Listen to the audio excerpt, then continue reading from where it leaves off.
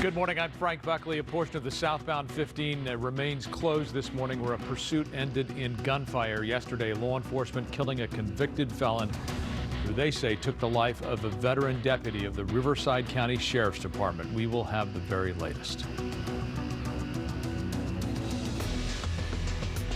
Good morning. I'm Trevor Shirley, live in Washington. Congress returns next week with Republicans taking control of the House, but it's still not clear who the GOP will choose to be Speaker. I've got a look at that coming up ahead. I wonder where this is going. No clue. Gail Anderson here in Irwindale at Fiesta Parade floats. It's Deco Week, and it's Friday. They got to hurry up. We're taking a look at one of the floats that's being decorated. This one, the AIDS Healthcare Foundation. You'll notice the Wizard of Oz characters on the front of this.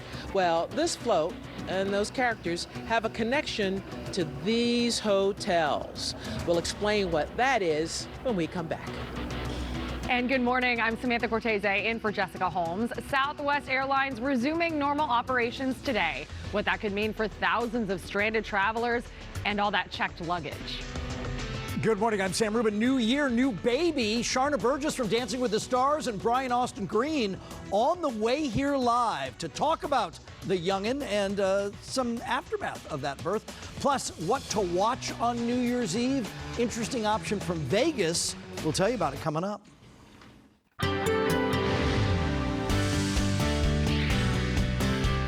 Yep, and the weather's going to be pretty wet on New Year's Eve by the looks of things. We're going to be getting a pretty good-sized storm moving in across the Southland. Not just a storm, but strong winds alongside of it. Today, our forecast, 62 coastal, downtown 62, 1 degree cooler in the San Fernando Valley, high deserts 59, 61 Inland Empire, Orange County Inland 64 degrees. Ginger with traffic. You know, such a fluid situation, so there's discussion with me and my producers about that situation that continues along the 15 freeway. So we did speak with the CHP about 5-10 minutes ago, and they said that the crews are actually in the process of picking up those cones. Now, two things that you'll notice, right? We still see some delays, 15 southbound side at Limonite, but we no longer on our real-time traffic maps are seeing the purple line that usually indicates those lanes are closed. So as we speak, those cones are probably getting picked up. We wait for the CHP to make the call, the official word about the reopening up of the lanes and the circular being cleared. One thing we know for sure, the delays remain here, whether it's open or not, and I believe that the opening will happen soon. And then sometimes they'll shut like one lane down as they continue with the investigation, that kind of thing. We'll watch that. You see it here on the 10 freeway, both directions. I read about Central Avenue. Good morning to our friends and partners in areas of Montclair and Claremont, where the ride looks really good, dry, but all that will change. So make sure you take it on the slow side when you're traveling on these wet roads come this weekend into next week. And of course, make sure you give yourself extra time. We'll watch all these things. I'll send it back to you.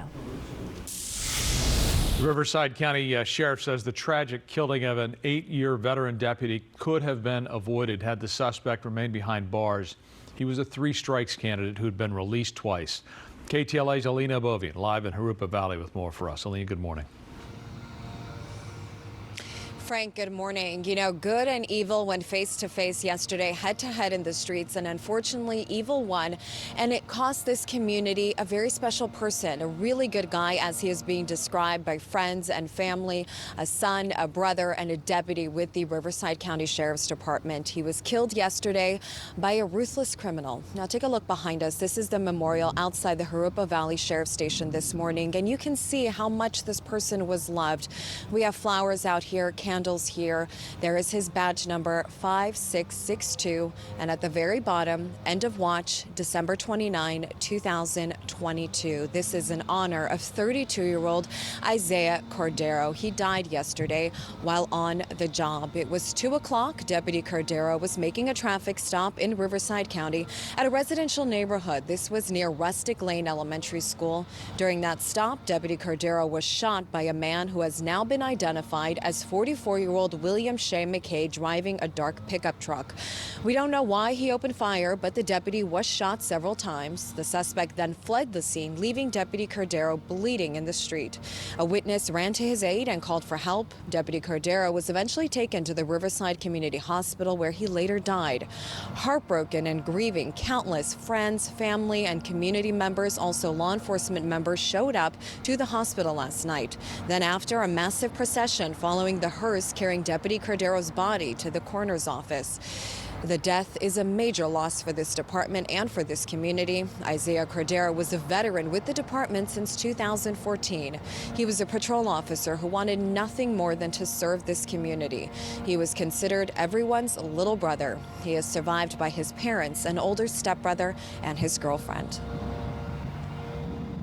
He was a jokester around the station, and all of our deputies considered him their little brother. Deputy Cordero learned from his mother the value of serving and helping others. His goal from the day he was hired was to become a motor deputy. This terrible tragedy should have been prevented by the legal system. McKay has an extensive, violent past and was convicted of his third strike in November of 2021. We would not be here today if the judge had done her job. He should have been immediately sentenced to 25 years to life. The judge reduced bail, allowing him to bail out against the objections of the prosecutor, and here we are today. Not once, but twice, right? Twice. William Shea McKay also had a rap sheet including charges of kidnapping, robbery, and multiple assaults, including the stabbing of a California Highway Patrol canine. McKay was convicted on a third strike last year, and instead of receiving that 25-year sentence by the judge, he was granted bail and he was out on the streets. After shooting the deputy yesterday, he fled the scene, leading officers on an extensive pursuit, a manhunt spanning both Riverside and San Bernardino counties. He was eventually located on the 15 southbound freeway driving a black Chevy Silverado. The high-speed chase came to an end in Norco, just below the freeway overpass. His car was eventually cornered on the freeway, and after an exchange of gunfire, the suspect was killed by responding officers. Now back out here live again, we are outside the Jurupa Valley Sheriff's Station, and you can see the outpouring of love and support for Deputy Cordero's family.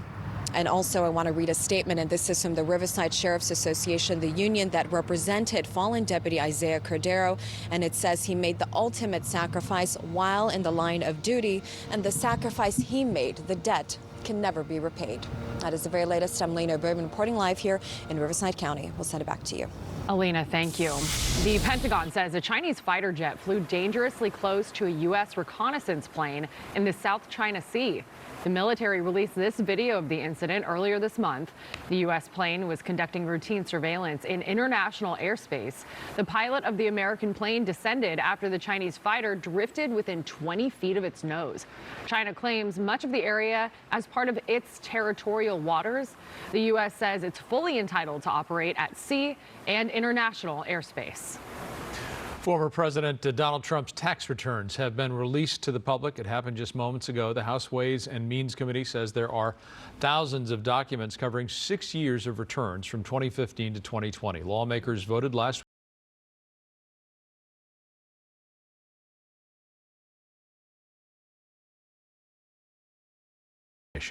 The former president fought for years to keep them secret.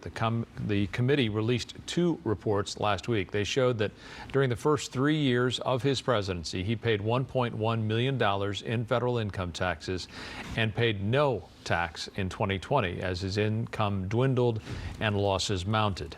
During his first year as president, Trump paid $750 in federal income tax and reported nearly $13 million in losses. Congress returns to Washington next week with Republicans in control of the House for the first time in 4 years. But who will lead the GOP? That remains to be seen. KTLA's Trevor Shirley live in Washington, D.C. with more on that. Trevor, good morning. Hey there, guys. Good morning. And that question of who will be Speaker is really top of mind for a lot of Republicans. They'll have to have that vote first before they can get into the rest of their agenda, which is expected to include a lot of investigations.